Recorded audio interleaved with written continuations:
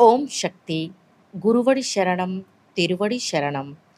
మేల్మరువత్తూర్ ఆది పరాశక్తి సిద్ధుల పీఠంలో జరుపబడే ఆడిప్పుర వేడుకలలో గంజివార్పు, పాలాభిషేకం కార్యక్రమాలు అత్యంత విశేషమైనవి.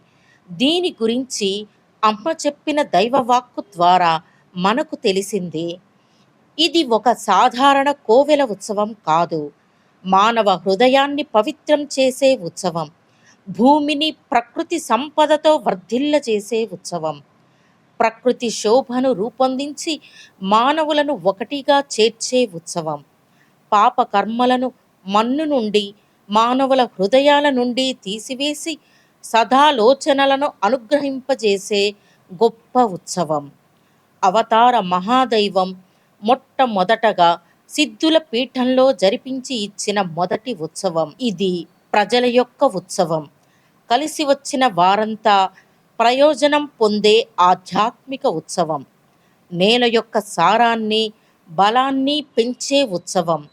కోరి వచ్చిన వారంతా శుభాలను పొంది, ప్రయోజనాలను పొంది ఆనందించే భక్తి ఉత్సవం ఈ ఆడిపూర మహా ఉత్సవం.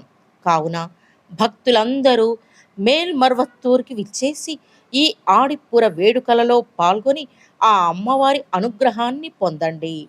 ఓం శక్తి.